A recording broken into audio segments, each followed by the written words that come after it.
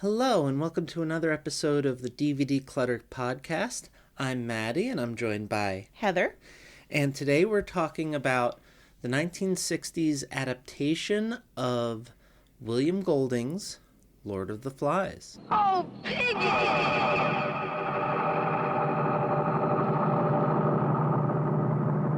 The artful, chilling story of castaways degenerating into savagery. Lord of the Flies.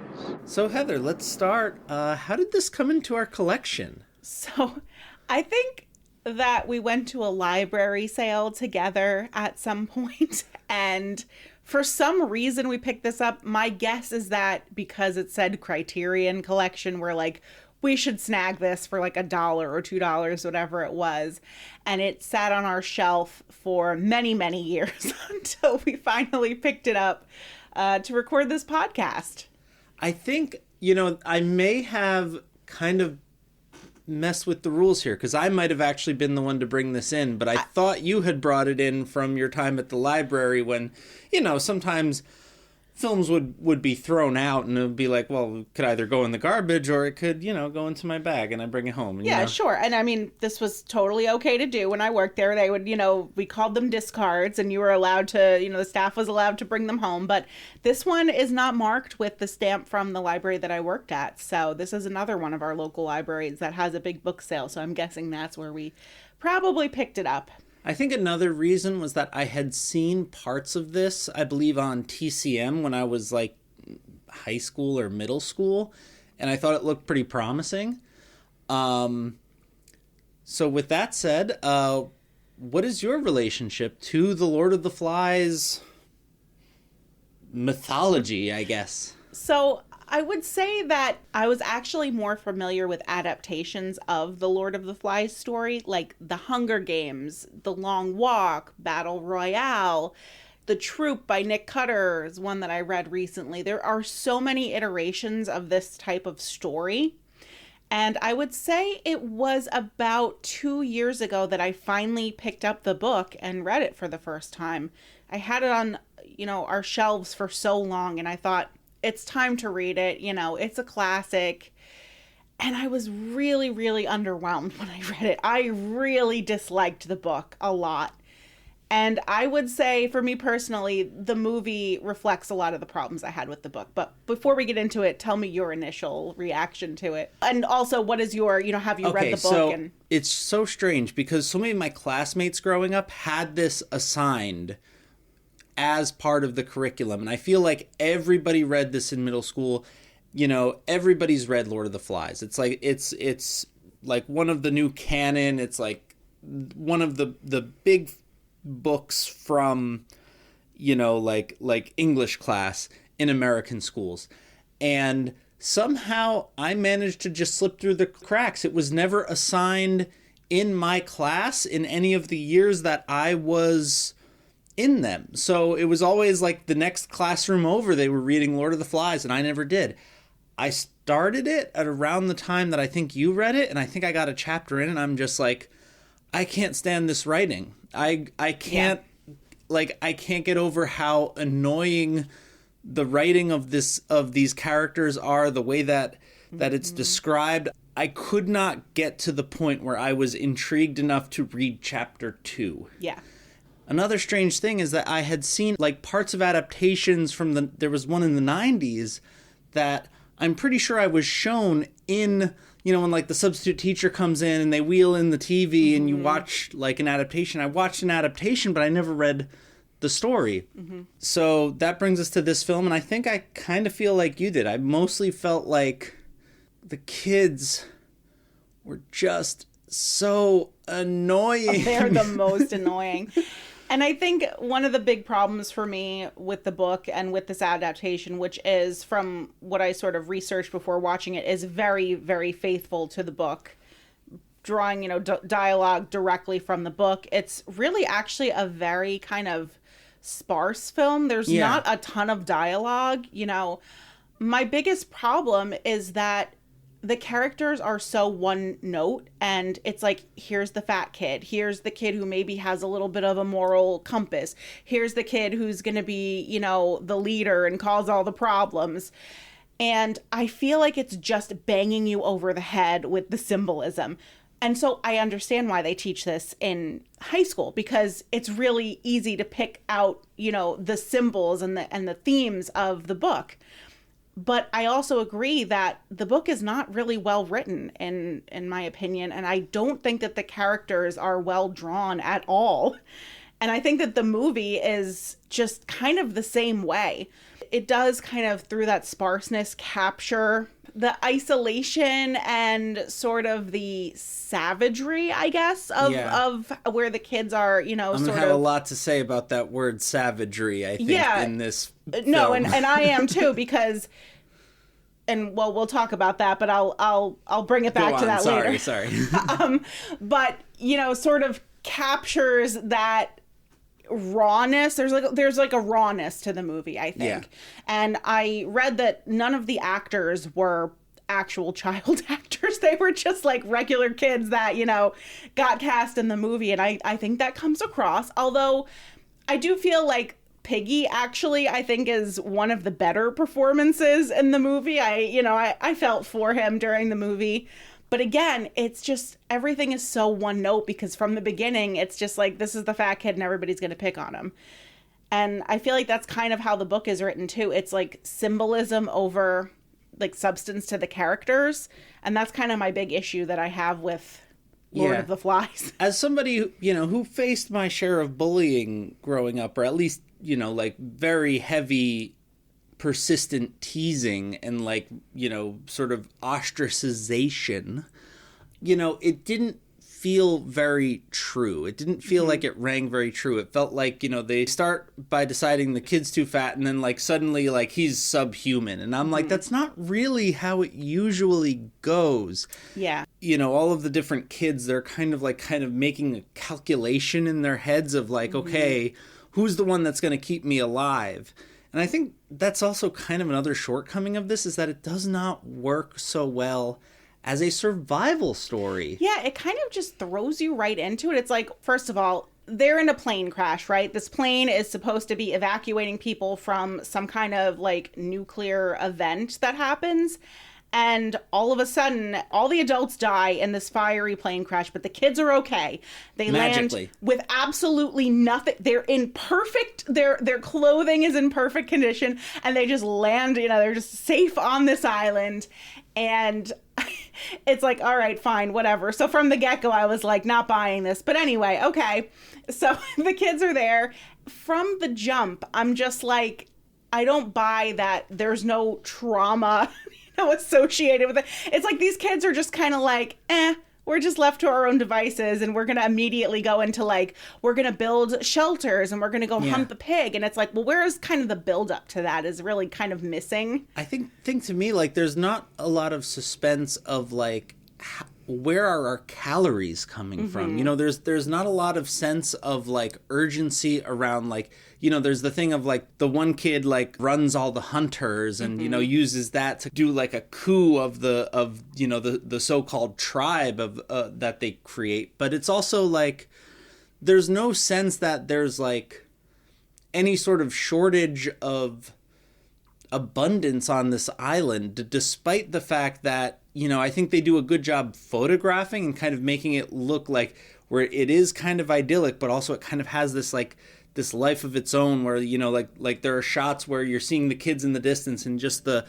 leaves blowing around in the foreground. You never get any sense that the kids are going hungry, that they're thirsty, that they're growing emaciated, until after all of the personal conflicts escalate, and it makes it seem like that is the cause. Fundamentally, it's really not a very thoughtful, realistic depiction, and for some analyses of this, maybe that's okay, because it's, the symbolic question of, are people, humans, in your youngest, natural, unchanged, unraised state, are you cruel or are you kind, is really the question of it. And sort of the question of my understanding of the story of how it is basically framing civilization. Are we actually civilized? I'm curious to know how you relate to this exploration of that question, I guess. I think it's interesting thematically, and I also think that other sort of adaptations of these themes have dealt with it a lot better than this one. I think that it's just too simplistic of a portrayal that humans would just naturally revert to this kind of behavior, you know? And I think sort of like you said too, I think that the survival instinct is not quite there. It's more like Darwinian actually than just sort of dealing with like the basics of we need to find like food and shelter. It's like, well, no, we need to pick on this particular kid who's for some reason like he's not even holding them back from anything. He's also like the only kid, which I don't know if you got the symbolism of the glasses being that he's more intellectual than the other kids, but you know, he's got the glasses and the glasses can make the fire, and they sort of need him until they decide, well, we're just going to steal your glasses and we don't really care about you. But I feel like it's just too heavy-handed for me, and it's really simplifying this idea. One of the things that I really sort of don't like about it too is that the character of Ralph is, I think, supposed to be some kind of a moral center. He's terrible. And he's terrible. He's totally terrible too. He has no leadership skills. He has no vision for how to get food for these kids. He does nothing. And he's completely useless. The other kid, Jack, a lot of his criticisms of Ralph are completely true, and Ralph is a jerk to Piggy as well. Totally. Like, I mean, the first thing, it's like Ralph and Piggy are the first two that meet on the island, and Ralph is like, you know, Piggy says, hey, you can call me anything, but don't call me what the kids at school called me, which is Piggy. And, you know, Ralph immediately, when he gets with this new group of kids, he immediately uses that against Piggy and is like, let's gang up on this kid and call him Piggy. And it's like... What else? We never get Piggy's real name. Yeah, we never get his real name. We never get his real name. How is it that, like, you're asked the question, what is your name? And you say, well, don't call me Piggy because that's what everybody calls me and I don't like it. Like that, like, as someone who legally changed her name, you just don't bring it up. Yeah. You just say, I just say, my name is Mattie. Nice to meet you. Yeah. Like... I think that in Golding's view, everyone is going to sell out everyone else to sort of get to the top and to be with the people that they think are going to, you know, it's like survival of the fittest, and that's what it is. And I'm not sure that I totally buy into that, honestly. I don't know that I totally see the world that way, that we would all revert to this sort of behavior. And at the same time, now that I'm thinking about people buying toilet paper in hordes like it was going out of style during COVID, I'm like, maybe we would resort to some weird behavior to get what we want. So I'm gonna get to I want to touch on one more thing before we kind of switch gears and I start to talk about some of the things that I thought worked in the film. You can tell it in sort of the language that we're using, where we talk about reverting to sort of a savage behavior. And it is so tied up in so much of the, like, colonialism of the British Empire. Initially, it's sort of, you know, I think Piggy says something like the British are the best at everything. And it's like, it's kind of mocking that. Yeah. But then it also, like, reinforces it where the kids become more and more cruel, more and more uncooperative, and more fascistic in their behaviors. And like, the little society that they've built for themselves. They also adopt more and more of, like, I don't even want to say it's, like, indigenous, like, presentation and practices, because it's a white person's perspective of it. It's like little kids playing cowboys and Indians. Yes.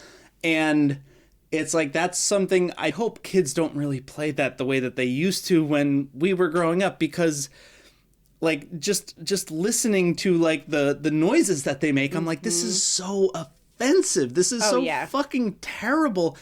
And that is something where it's like, I was reading a little bit about the director of the film, and I guess he came from this sort of, like, surrealist offshoot of called the theater of cruelty, where I guess that like the performances were supposed to connect with the, you know, kind of like lizard brain sort of thing. And we've seen other versions of this, you know, like kind of like Dadaism, things like that.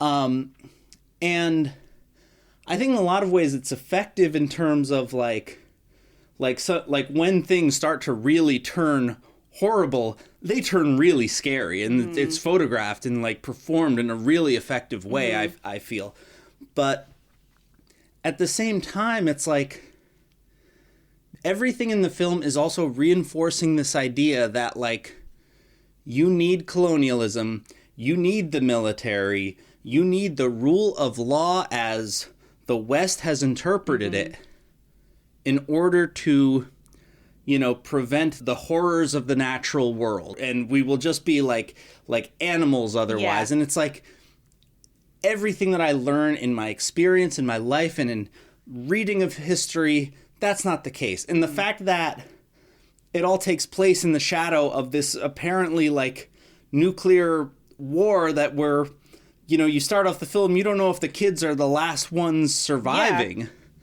It just kind of undermines any sort of realistic perspective on it, any sort of insight, any sort of wisdom that I would hope to get from it. Yeah, and my issue is not so much that the kids are pulling away from civilization. It's in the way that it's depicted, because I can totally understand how after a certain point the kids might be like, look, Ralph, nobody's coming to save us. We're not going to be standing out here waving at planes that pass by. We're going to go and hunt the wild pigs or whatever. I totally understand that. And I don't think that there's anything inherently wrong in like hunting and gathering and building shelters and things like that. I think it's, again, in the way that it's depicted as something that's kind of like less than human. It's that we were saying that word like reverting, you know, the savage, these kind of words that make us think of, you know, that Western civilization is kind of the only type of civilization that matters. I think that it's just the presentation of it that is the problem here. It's not so much that people want to survive when put in this situation. It's, well, no, people don't want to survive. They also want to just like kill each other. These are children in the story. So it's not like these are even 15 or 16-year-olds. We're looking at like 12 years, maybe the oldest we were saying, maybe 12 and 13. Yeah. And that's another thing that I think kind of holds it back for me, because I'm not really sure. I really cannot buy that kids of that age would have sort of the sense to even, I don't know if they would just go off and act that way. Like, I'm not really sure. What do you think about that? So I think that there's a spark of truth to that. Mm-hmm. I think that where the age of the kids really doesn't work for me is less so in like, oh, like children wouldn't behave like that, because I think children will behave like that. Children can be incredibly cruel. They can fall into exactly that kind of groupthink. I don't think it's particularly well explored or presented in this story, but it's a real thing that exists and carries into adulthood. What I had a problem with as far as the youth of it all is the fact that I don't believe that these kids are going to do any damage with any of those spears that they make, because it requires so much strength to try to pierce the skin of an animal or a human with a blunt stick. It just doesn't work like that. And I'm just looking at their little arms and I'm like, that's silly. That's just very silly. Yeah.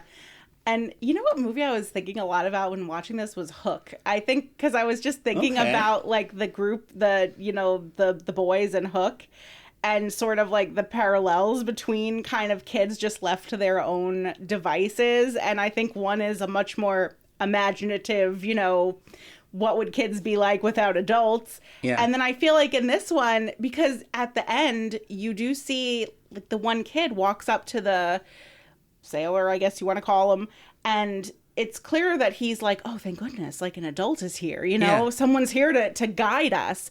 Whereas like the sort of like bacchanalian behavior that was going on, you know, the nights prior, you realize that the kids maybe don't actually, you know, want that necessarily. It's just sort of something that's happening with like this group think of everybody sort of hyping the other one up. Again, just banging you on the head with the symbolism. And I get it. I get it as a teaching tool. I get why it works to, like, you know, teach kids about symbolism. I don't know if it's like the best one that we should be teaching at this point. I didn't think of Hook, but I did think of Peter Pan more broadly. Yeah. And a lot of that also ties back into, you know, like the fact that I think the Disney film is like one of the most offensive, awful, like I cannot watch it anymore because of the portrayal of the indigenous people in the film. But also, you know, it is playing with that idea of childhood in your natural state. Mm-hmm. I think a big difference is that, you know, I can believe that the kids in Hook are able to fight the pirates because, first of all, they exist in a fantasy world that's not supposed to be realistic, and second of all, they have swords. Yeah, exactly. Like, they have actual weapons. Yeah, not just the stick that, like, which also conveniently, one of them had a knife on them because they show in one scene the kid is like whittling the stick with the knife, so it's like they kind of end up on this island with like all the advantages that they could possibly want to even start with. So yeah, I don't know how much I buy it. I always want more process. Give me more Castaway in your telling. Yeah, I mean, honestly, for a 90-minute movie, for me, it felt very kind of long and drawn out, but also at the same time, it felt like they were just skipping like so much. They really didn't skip a lot from the book because, again, this was sort of how the book felt too. Yeah. It kind of felt like these little vignettes and not really a cohesive narrative. And I think it's just because it's really about the symbolism and not so much about the character development. So yeah, I'm not the biggest fan of Lord of the Flies, the book or this version of the film. There was one thing I thought of Peter Pan, but I also thought a lot about Animal Farm, which is kind of doing a very similar thing where it's like this very broad allegory of like what happens when you kick out the farmer and the animals have to take care of themselves and then like how can that turn bad? That to me was a much more compelling version of it, and again maybe because it was also rooted a little bit more in fantasy, it was not trying to be realistic. I don't know that this adaptation is necessarily trying to be realistic, but the one thing that I think did work in the film for me was watching the way that Jack sort of took over power from Ralph, where Ralph initially wins in declaring himself the chief of these kids. But Jack is the one who's actually building a coalition underneath him that then overthrows him. And part of that is in, you know, sort of fear-mongering and kind of what we're seeing right now in the United States and what we saw. You know, this was a book that came out in the aftermath of World War II. So, you know, I think that, you know, the symbolism of it is effective, I think. And to me, that sort of dynamic, the kind of political jostling between Ralph and Jack did feel very realistic and compelling to me. And even the fact that, like, you know, they kind of, early in the film, they're shown like really cooperating together, and then like Jack, you know, completely betrays him. Yeah, I think that I agree. I think that's something I can actually identify with in the movie. Jack kind of convinces everyone that there is this beast, you know, on the island, and kind of keeps them in line by like saying, I can protect you from this creature. And, you know, there is no beast. The beast is them. The beast is what's going on, you know, between the group of boys. But because he can harness that fear of the unknown with them and sort of create this, you know, if you stick with me, I'm going to protect you, you know, then I was totally drawing, you know, parallels to what's going on right now, obviously, in the U.S. And I'm like, yeah, that totally works. Like that tracks. It works. And, you know, the fear mongering is really compelling, I think, in this, because it is really based in reality. And the bullying as well, where they're trying to not share food with Piggy and with the what did they say, the little ones, the youngins, the or twins, something, or you know, that there's very much like if we deem you unfit, you know, you have no hope of survival, rather than, you know, what I would hope we would do, which would be to judge the success of our society based on how we care for those of us who are at the worst, you know? And that's why said it's very Darwinian, and it feels very, because I mean, we see this now with Trump, like the survival of the fittest. We have to be the strongest, the best, and anyone that is deemed weak, we don't need them in society. We don't need to help them. We don't need to provide resources for them. And in this, you see they've deemed Piggy weak from the beginning, where, they don't even give him a chance to show what he could do for them. We don't even get to know what he's capable of, whereas it's like maybe the other guys, it's like, okay, great, you're great at hunting, good, you go do that. You're great at keeping the fire going, you do that. There's nothing like that here. It's just either you can do it all, and you're the strongest, the fastest, the best at everything, or you're worthless. And I see there's a lot of that rhetoric right now in society. And there's a lot of that rhetoric, and it seems like the people most interested in wielding it are the people who don't actually do the work themselves. Right. They have other people that they hire to do the work, and then they take the credit for it. Right. And so while I don't think that William Golding and this film hit the mark exactly, I do think that there are a lot of things of value that we can take from, the themes in Lord of the Flies. For me, I think a book like The Hunger Games, kind of does it better, and like the characters are so much more fleshed out, and there's a lot more world building going on there. But, also I think The Hunger Games is kind of a different kind of story, though, in a lot of ways, though. Yeah, but I think it has I think there's a lot of parallels. I mean, a lot of these sort of dystopian kids fighting to the death sort of books, there's quite a few of them out there. They have like similar themes. I think The Hunger Games is more interested in like corrupt government and those sorts of things than this book is. I think that this book and film are primarily interested in this very basic premise of, would you sort of go back to your most, your innermost, I don't even know what to call it, because I don't want to use lizard brain is kind of where this sort of like survival instinct. But Hobbesian, I think, would be like the philosophical, because trying to think of like the term of, I think the movie does what it needs to do in a very succinct way, and I think that some of the imagery is affecting. But for me, it just kind of misses the mark for what I would want in a story like this. Are there stories that are kind of that kind of survival story where you kind of see people trying to impose their own vision of society in a way that is more compelling to you, that kind of play in that sort of similar field of like, if you take us away from the buildings and the running water and all of the the trappings of modern life, what sort of society are we going to either live by or die by? Mm-hmm.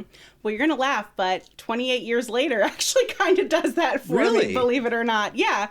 I think that in the first, and 28 years later, the first movie of the new movies, I think that the society that they've created there, given what they have to work with, is where it's like, wow, this is actually a functioning society here. And they built a whole culture around it in that film. Yeah, as well. It seems to work for them pretty well, in the movie. So I feel like, there are examples, like, I think it can work, I think that when you do sort of imagine a world like that, it's really interesting, because it's like, what does that sort of look like? One that comes to mind is sort of this kind of bleak vision of that is the Werner Herzog film Aguirre, Wrath of God. Oh, yeah. Where you have these conquistadors who are going down the Amazon River believing that they're conquering this new empire, and they're just starving to death on this raft. And I would also like to point our listeners to another podcast, What to Carry, What to Burn. These questions are explored in real life stories in ways that are very interesting, and sort of, a lot of the things that William Golding and the villains and the heroes of his film might all agree seem kind of frivolous actually end up being kind of important for people who are in a survival scenario like the kids in this film. I think the fact that we are now kind of scraping for things to talk about, because I think neither of us really liked this film very much. Ultimately, this is a get rid of, right? Yeah, it's going to the little free library. It's going to the land of the little free library. Went from the big free library to the little free library. I did my due diligence with Lord of the Flies. You know, I read the book, I watched one of the film adaptations, and I'm good now. I did it. Good job. Yeah. So, what do we have in the next episode? What do we have on deck? Well, you know, a very pertinent topic right now is AI, and I thought that because of that, it would be a great time to revisit a movie that we saw earlier on in our relationship and brought in together, which is 2013's Her, directed by Spike Jonze and starring Joaquin Phoenix and Scarlett Johansson. So I'm really interested to revisit that and kind of talk about the AI-related themes, you know, some 12 years or more down the line from when it was first released. I'm very interested to return to it and also look at some of the other themes going on in that film as well. And I may have to educate myself by watching another film that I think Her is in very direct conversation with, and you'll find out what that film is next time on DVD Clutter. Lord of the Flies is one of the gems that will be watched by connoisseurs of the film for years to come, says the New York Mirror. Don't miss this widely acclaimed and shocking hit, Lord of the Flies.